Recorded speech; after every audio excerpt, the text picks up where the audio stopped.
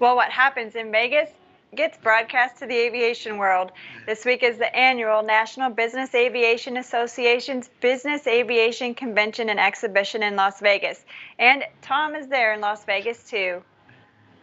Hey, Alyssa, welcome to what used to be called Sin City. Today, Las Vegas is much more about family entertainment and business, of course, the business of conventions. And NBAA is one of the bigger ones to hit this city every other year. Perhaps the biggest news from the NBAA convention comes from HondaJet. The company rolled out a new concept jet, the Model 2600, a mid-sized business jet with the economics of a light jet. Could carry up to 11 people and has a high-speed cruise of 450 knots, maximum altitude 47,000 feet, that's higher than most business jets, and a range of over 2,600 nautical miles, making it the only transcontinental single-pilot jet. Honda says this would be a very efficient aircraft. Building something larger is not just what we wanted to do. We wanted to build something that's more comfortable.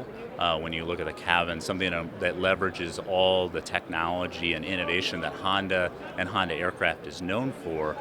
And then when we look at aviation and business aviation going forward, some of the statistics on CO2 emissions being 20% more efficient than light jets and 40% more efficient than mid-sized jets, which is kind of a category that the range and seating capacity of this aircraft pushes into. That's a huge focus for us. We want to be a steward of the environment and not look 5 or 10 years forward, but really 20 to 50 years forward. How can we as an organization push the envelope? The father of the HondaJet reiterated the company's concern for the environment. Honda is also committed to reducing greenhouse gas emissions as a responsible leader. And while the HondaJet 2600 was presented as a concept, Fujino told me the project has already undergone a lot of engineering. And since it would share a lot of components from the original HondaJet, it could move quickly into a flying prototype if the company decides to move forward. So Alyssa, the big reveal here at the show really surprised people. A lot of people didn't know this was coming. Fujino told me back in 2016, when I first flew the HA420, that a family of airplanes was planned, but he didn't really say when. And so everybody thought there was one coming at some point, but just didn't know when. So it kind of surprised everybody here at the show with the big reveal. It looks like a fascinating airplane. It'll be fun to see how it plays out. Yeah, that's for sure. Well, and another big mock-up at the show at the static display at Henderson Airport. Cessna showing off the Denali single-engine turboprop cabin. That aircraft will be powered by the brand new GE Catalyst engine. And there was a lot of buzz about that engine at the show. The GE Catalyst engine made its first flight on a testbed aircraft a few weeks ago. The 1-hour, 40-minute flight took off from and landed at Berlin Airport. There's a 3D printed mock-up of the high-tech engine on display in the GE booth. And that's fitting because a lot of the engine will be made with 3D printing. GE Aviation's Cole Massie says they're excited about the progress of the program. The engine performed exactly as we had expected, and right now they're checking out all the data, making sure everything goes all right, and that'll be the first step in a long test flight campaign here over the next few months. Catalyst features a FADEC system and engine monitoring that automatically uploads data to the cloud for you when you land.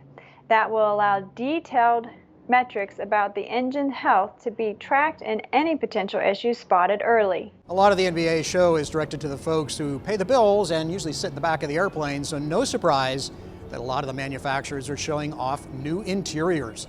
Cessna added to its Gen 2 stable. Now the M2 Gen 2 and the XLS Gen 2 get the premium insides and other upgrades. The entry-level M2 gets premium-level interior styling, accent lighting, get this, illuminated cup holders and wireless charging stations and USB ports at each seat. The XLS Gen 2 now has a lighted stairway. And to celebrate Textron's sponsorship of the U.S. Ski and Snowboard, the company unveiled a special edition U.S. ski and snowboard interior and exterior design available for new Cessna and Beechcraft products. A portion of the proceeds from every one of those aircraft will go directly to the organization. Meanwhile, Dassault Aviation had a full-scale cabin mock-up of the new Falcon 10X ultra long-range business jet. The company compared the large cabin to a flying penthouse. Bombardier virtually launched the Challenger 3500 last month. They showed off a mock-up of the cabin at NBAA. The claim to fame on the inside are the patented new age seats that adjust to zero gravity positions. So Alyssa, you can be super comfortable when you're in your Challenger 3500, or perhaps you'd prefer the penthouse approach of the Falcon 10X. A lot of cool airplanes here. That's right, it'd just be a small jump up from the Cessna 170. That's true. Well, Vegas is certainly known for its heyday with the Rat Pack, but business aircraft have a glorious past as well. Some of the retro flyers are gathered on the ramp at Henderson Airport. John and Martha King's vintage Falcon 10, for example, sits right next to a beautifully restored Beech 18. But the crown jewel of the vintage fleet? DC-3 Miss Virginia. She steals the show.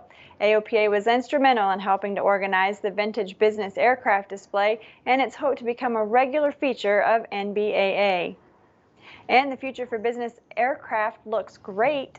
A long-standing tradition of the NBAA convention is the presentation of the Honeywell forecast. They survey a large number of business jet operators to find out what aircraft they might buy in the future and how they think they'll use their aircraft. And despite the devastating COVID-19 effects on the large air transportation industry, business aviation is already having a strong rebound. Business flight hours for 2021 are expected to surpass 2019 total hours. That's before the pandemic.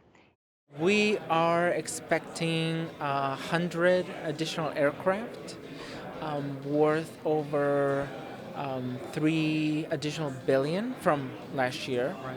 Now you have to keep in mind that a lot of them are the larger cabin, ultra long range.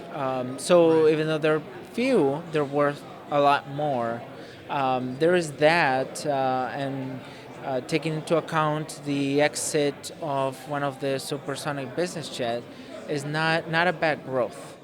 Honeywell predicts a 3% annual average growth in deliveries through the decade.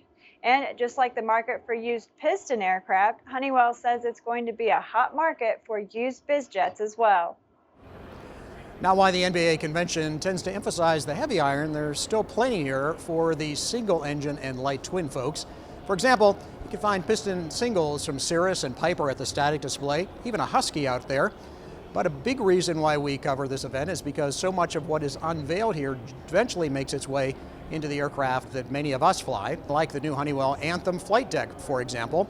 Touchscreen displays with impressive 3D graphics, they present a wealth of information.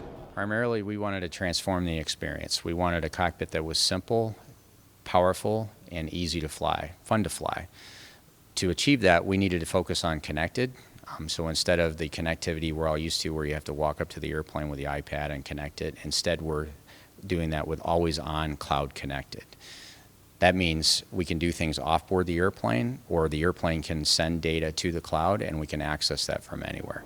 The secure browser means you can now get updated information in the air from your favorite weather websites.